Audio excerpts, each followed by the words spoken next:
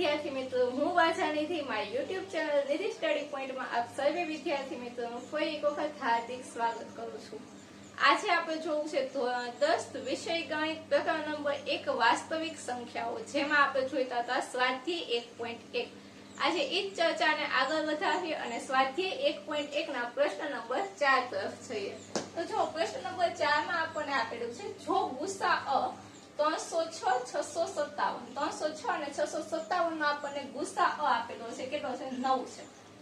તો લસાઅ 306 અને 657 શોધો, એટલે કે ગુસાઅ આપેલો છે, આપણને સંખ્યા આપેલી છે 306 અને 657। આપણે શું શોધવાનું છે? તો કે આપણે અહીંયા લસાઅ શોધવાનું છે। તો આપણને બધાને ખબર છે, આપણે એક સૂત્ર જોઈ ગયા હતા આગળના લેક્ચરમાં, મેં તમને એક સૂત્ર થિયરીમાં લખાવેલું હતું કે લસાઅ ગુણ્યા ગુસાઅ બરાબર એક સંખ્યા ગુણ્યા બીજી સંખ્યા। બસ એ જ સૂત્રનો અહીંયા આપણે ઉપયોગ કરવાનો છે। તો લખીએ,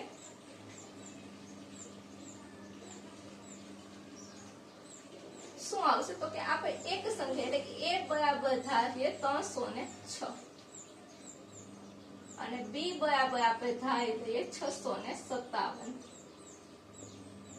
એવી રીતે આપણી પાસે ગુસાઅ શું છે? તો કે ગુસાઅ આપણી પાસે છે 9, ગુસાઅ બરાબર 9 છે અને લસાઅ આપણે શોધવાનો છે। લસાઅ બરાબર આપણે શોધવાનો છે। તો બસ આપણું જે સૂત્ર છે એ આપણે હવે મૂકીએ। સૂત્ર શું છે આપણું? તો કે લસાઅ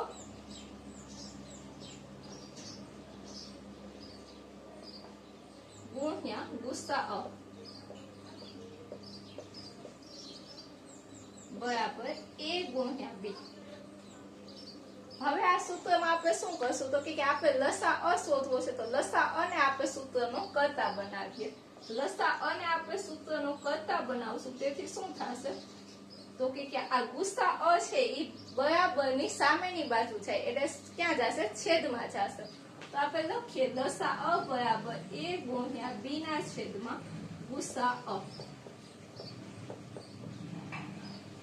બધાની આપણે કિંમત મૂકીએ। a ની કિંમત છે 306, b ની કિંમત શું છે? 657 અને ગુસા આપણી પાસે છે 9। બધાની આપણે કિંમત મૂકીએ।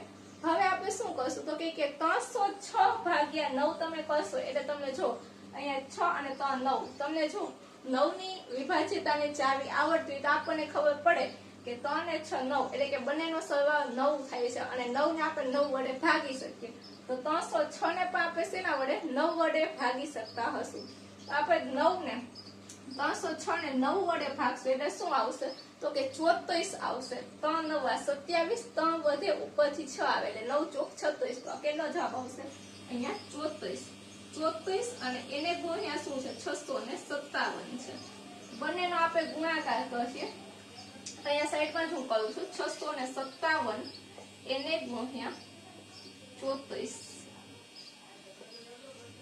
પેલા શૂન્ય આવશે, બેંકની સંખ્યા છે 3 સત્તા 21 નો 1 વધી આવશે 2, 3 પંચા 15 ને 2 17, 17 નો 7 વધી 1, 6 તેરી 18 ને 1 19, 4 સત્તા 28 નો 8 વધી આવશે 2, 4 પંચા 20, 20 ને 22 નો બગડો વધી આવશે 2, 4 6 24, 24 ને 2 આવશે 26। બધાનો સરવાળો કરીએ। 8 નો 8, 2 ને 1 3, 7 ને 6 6 6 12 અને 1 3 13, એટલે કે તગડો વધી આવશે અહીંયા 1, 9 ને 1 10, 10 ને 2 12 નો બગડો વધી આવશે 1, એટલે કે 2। તો આપણો જવાબ શું આવશે? 22,338। તો અહીંયા આપણે લખીએ 22,338। આ આપણો શું છે? તો કે લસાઅ છે। આપણો લસાઅ 306 અને 657 નો લસાઅ શું થશે? 22,338। ગુસાઅ 9 છે। તો ચલો આજનો આ લેક્ચર છે અહીંયા સુધી રાખીએ। આપણો દાખલો અહીંયા પૂરો થાય છે। આ વિડીયો તમને કેવો લાગ્યો તે કમેન્ટમાં જરૂરથી જણાવજો। આવતા લેક્ચરમાં ફરી મળશું પ્રશ્ન નંબર 5 સાથે। અને જો તમને વિડીયો ગમ્યો હોય તો તમારા અન્ય મિત્રો સુધી વિડીયોને શેર કરો। જો તમે ચેનલ પર નવા હોય તો ચેનલને સબસ્ક્રાઇબ કરો। અને એક દાખલો હું તમને હોમવર્કમાં આપું છું, જેનો જવાબ તમારે કમેન્ટમાં લખવાનો છે। 15 અને 25 નો ગુસા છે 5. તો આનો તમારે લસા મને આ જ સૂત્રની મદદથી શોધી અને કમેન્ટમાં લખીને દેવાનો છે. આપણી રકમ શું છે 15 અને 25, જેનો આપણને ગુસા ખબર છે 5 છે. તો લસા તમારે શોધીને લખીને દેવાનો છે કમેન્ટમાં. ફરી મળીશું આવતા લેક્ચરમાં. ત્યાં સુધી મને રજા આપો. Thank you so